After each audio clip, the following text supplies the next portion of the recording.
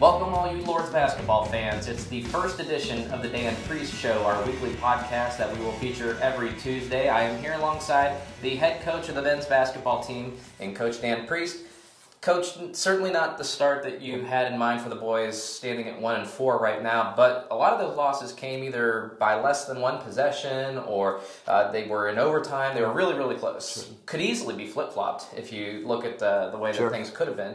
But is there any one thing that turned what could have been potential wins into losses? Well, I guess you'd like to say, a couple of plays at the end, but it really wasn't it for us. We've made most of the plays at the end of the game. Now, there's a couple, obviously could have made in Case game, Muskingum game, and Earlham game, but we didn't really play very well for the first probably 38, half minutes of the game. So I feel like we've played okay down the stretch, to be honest. Usually, you point to one play or two that lost it for you at the end, but I think we've played and executed and made some big shots down the stretch. We've kind of let things slip away in the last 4 minutes of the game and then put ourselves in bad spots the first probably 36 of the game. Now, is there any consultation knowing that you've come out of the last 5 games of the season and you were in a position to win 4 of those? Sure. Well, we think we could be 4-1, but that still doesn't mean we've played any better. We've had a lot of trouble playing defense. We've had a lot of trouble contesting shots. Opponents are shooting a really high percentage from us. So I think even had we made a couple plays and won a couple of those games, we still have some of the same problems and some issues. So I'm not so much concerned about our record. I think we could be 4-1 pretty easily, but we would still have the same shortcomings, same things we need to work on. Now, all of those games that you've played so far have been in non-conference with the exception of the OWU game. Now, they aren't not important games, but how do you look beyond that and tell the guys that, hey, regardless what has happened thus far, the more important games are still yet to come? Sure. Well, you can't go back. You can't change those games. So, the whole idea is, can you figure some things out? Can you get better? Can you learn what you did right and what you did wrong? And can you improve on those? And so now, we have 3 conference games in the span of, I guess, maybe 9 days here if we play Wednesday, Saturday, Tuesday.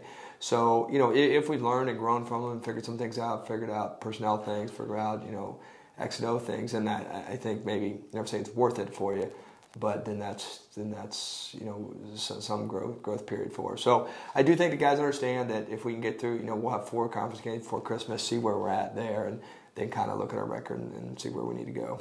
Now, if you were to give your team a 5-game evaluation, what have you seen that has both been not so good, but also what has been pleasing to you? Sure. Well, we've been able to score. We don't shoot it great, but we've been able to score. We're averaging, 80-something a game.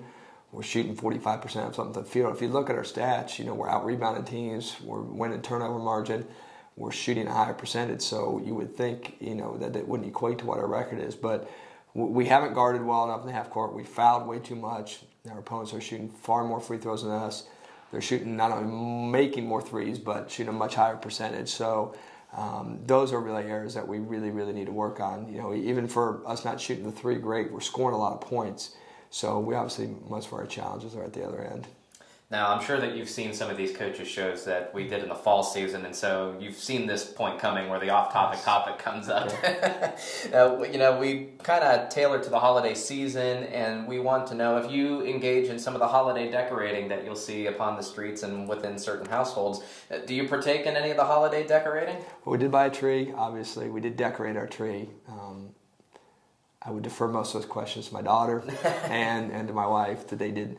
They did most of the decorating. I took my sons to their 2 basketball practices Saturday or Sunday when they did most of the decorating on them. So, but the house looks nice. Well, you get the assist on the decorating then by allowing them the opportunity, right? Yes. So it looks good. What is the most off the wall piece of decorating, or maybe an ornament that sits on the tree that you kind of look, you shake your head, and you're like, why is that on there? Well, we've been married 15 years. Our kids are getting older, so we've lived in 4 places now. So we've accumulated a lot of interesting stuff. We've gone from Hanover, Indiana, to Columbus, Ohio, to Conway, Arkansas, to here to Mount Vernon. So we've got some stuff that's traveled its ways and probably pretty unique for this part of the country. Like a little bit of everything from every region. A little bit of everything. We've got some things from the deep south that's a little bit different. I can only imagine what those would be. But this is head coach Dan Priest on the Dan Priest Show, the first edition that we will publish every Tuesday. And so Coach Priest getting back into the basketball talk. You now jump back into conference play. You got a little taste of it against OWU, but now you get 3 straight to kind of get you in a little bit of a rhythm. Yeah. What's the scouting report on your first opponent, Oberlin College? Sure. Well, things change when you get in your league. Everyone knows each other a little bit better. You've recruited some of the same guys, so there's no question things get harder. And we have, like I said, 3 here in 9 days. So Oberlin just won their day. They lost a close game the day before, so they're playing with a lot more confidence. Have a 6'9" guy, which in our league is he would probably start for most every team in our league. So it presents some unique challenges. Offensively, they play a little bit different, so that presents a little bit of challenges too. So trying to control the big guys is certainly an issue. They shoot it pretty well from the perimeter too, which has not been our strength. Defending too, so it'll be a real challenge for our guys. They're playing with a lot more confidence, very well coached, playing really hard. And that game, of course, will be at Oberlin on Wednesday, and then the following opponent will be here at home against Hiram. So what do you know about that? Well, they've got to a little bit of a rough start, although they've only played a couple games. I think they've only played 2, maybe 3. So we haven't looked at much. We'll look at a lot more. Basketball's you have a quick turnaround of things. So we'll play Wednesday and then have to get back at it Thursday, scouting. We'll have to get back at it Sunday, then we'll play on Tuesday. But again, another team that's really well coached, has won a lot of games in our league over the past 2 or 3 years, has 2 guys that can really shoot it, which presents some challenges for us too. So we will have a couple there at home, but it's a huge stretch for us with 3 conference games in this short span. Talked a little bit about your opponent's height, some shooting abilities on the other side of the ball. Just talk about what the Lords need to do, whether it be on their side of the ball or containing their opponents to get 2 victories. Well, we certainly need to guard better. It's been over the years we've been at least fairly competitive defensively. We just haven't been. We haven't got back on defense. We fouled too much. The opponents are shooting too many free throws. So we're going to have to guard better. We're going to have to get back on defense. We're going to have to keep the ball in front of us. We're rebounding it okay, but we're going to have to continue to do those things. We're going to have to guard without fouling, which has been a problem for us.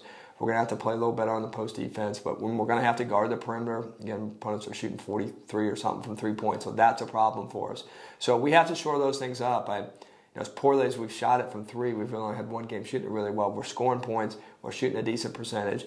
We're getting to the foul line a little bit ourselves. So I think offensively we'll be okay in the long run. We'll probably see more zone. People have zoned us a lot. So we'll have to be a little bit more efficient in zone offense. But we've really got to guard and play with a little higher effort level. Well, coming out of the holiday break, we hope that everybody will get a chance to see the Lords in action. Of course, their first opponent will be at Oberlin College. That on Wednesday at 7:30. We'll have all the links so that you can follow from a distance at athletics.kenyon.edu. And then we'll bring it back here for a home game on Saturday. It'll be part of a basketball doubleheader starting at 1 o'clock, but the Lords will take the court at 3 p.m. against the Hiram Terriers. We also want to invite you to follow the Lords on both Twitter and Facebook. The Kenyon Lords are found on Twitter with their handle at KenyonB-Ball and on Facebook at Kenyon College Men's Basketball. Head Coach Dan Priest, thanks for joining us, and we look forward to joining you every Tuesday morning and publishing this out so that everybody can hear what's happening within the Lords program. This has been Head Coach Dan Priest of the Lords Basketball program. I'm Ryan Gasser of the Kenyon Sports Connection. Thanks for joining us, everybody.